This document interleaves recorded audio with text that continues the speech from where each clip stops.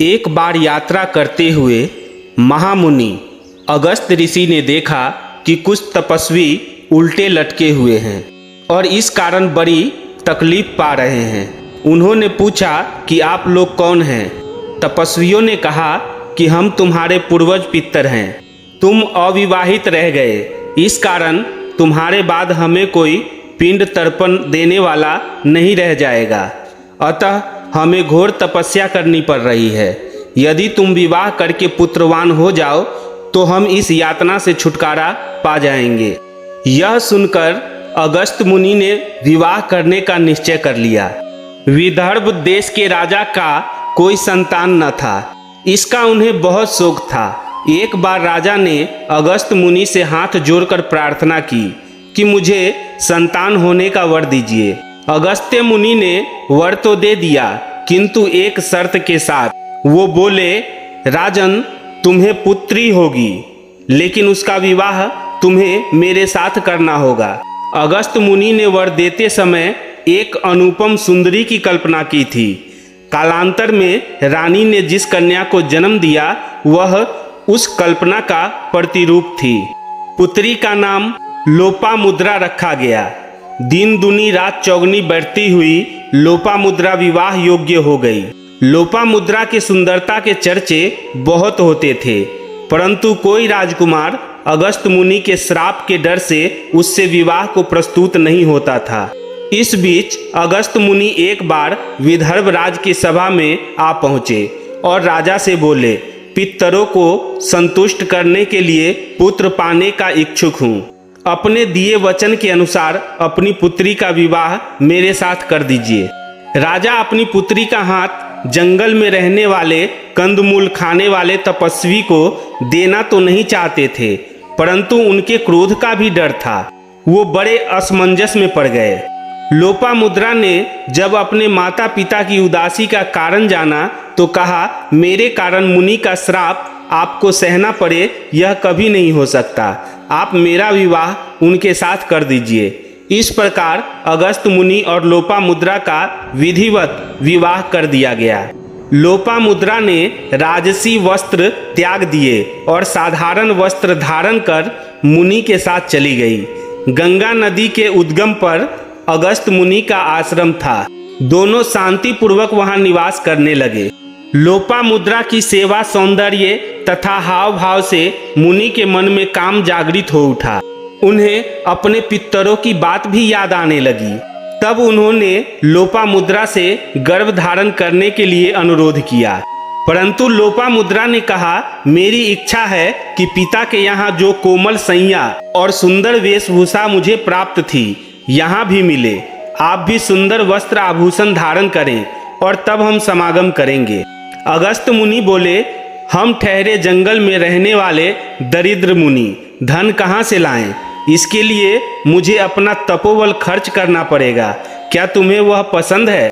लोपामुद्रा ने कहा, नहीं, मैं यह नहीं चाहती कि आप अपनी तपस्या इन बातों के लिए नष्ट करें। मेरी मनसा ये है कि आप तपोबल का सहारा लिए बगैर ही कहीं से धन ले आइए। तब अगस्त्य मुनि ने साधारण ब्राह्मण की तरह राजाओं से धन याचना के लिए चल पड़े। वो एक ऐसे राजा के यहाँ पहुंचे जो अपने अटूट वैभव के लिए प्रसिद्ध था। उन्होंने राजा से धन की याचना की। राजा ने मुनि के सम्मुख राज्य के आय और व्यय का सारा ब्यौरा उठाकर रख दिया और कहा, आप स्वयं ही देख लें, व्यय से अधिक जितनी आय हो वह आप ले जाएं। अगस्त मुनि ने सारा हिसाब किताब उलट पलट कर देखा।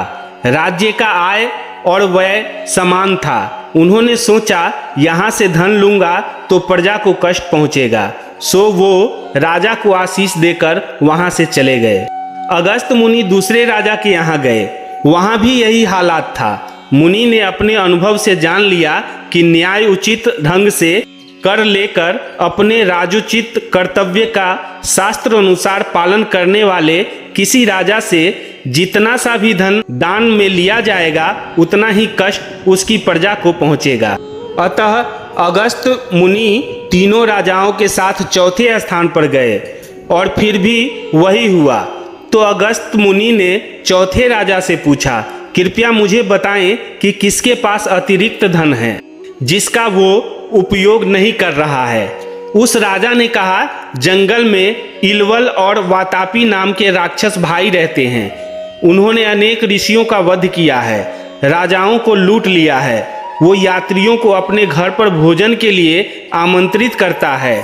इलविला वातापी को पकाता है और अतिथि को यह कहते हुए परोसता है कि यह एक पवित्र अग्नि यज्ञ से बने बकरे का मांस है। मेहमान के खा लेने के बाद इलविला पुकारता हुआ वातापी बाहर आओ, और वातापी अतिथि के पेट को तोड़ देता है, निश्चित रूप से उसे मार डालता है। फिर ये दोनों अतिथि को खा जाते हैं और उनका सारा धन रख लेते हैं। इस प्रकार वो अत्यधिक धनी हो गए हैं और वो अपने धन का कोई भला उपयोग नहीं करते। अगस्त्य मुनि चारों राजाओं के साथ जंगल में गए और दोनों राक्षसों के घर पहुंचे। इलविला ने उन्हें खाने के लिए आमंत्रित किया, लेकिन जब वो एक क्षण के लिए बाहर गया तो अगस्त्य मुनि ने चारों राजाओं से कहा, कुछ मत खाना।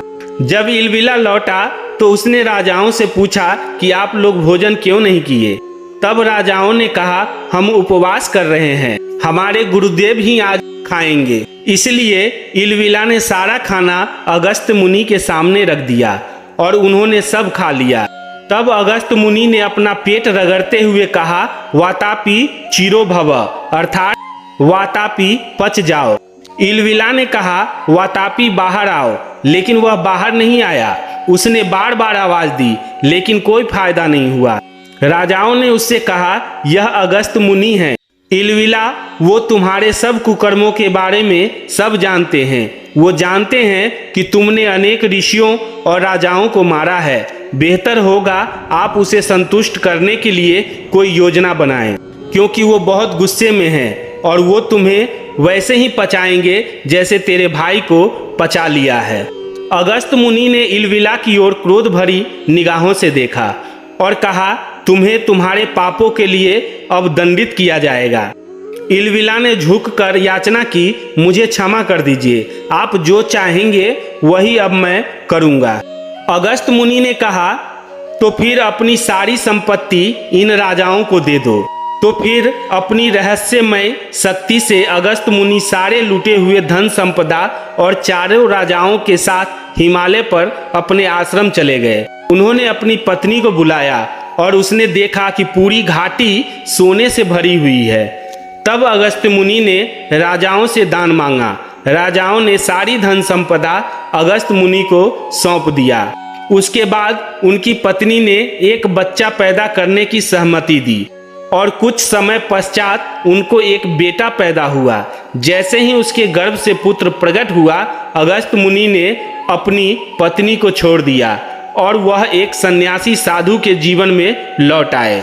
दोस्तों, ये प्रसंग आपको कैसा लगा कमेंट में ज़रूर बताएं और प्लीज़ हमारे चैनल को सब्सक्राइब जरूर करें। धन्यवाद।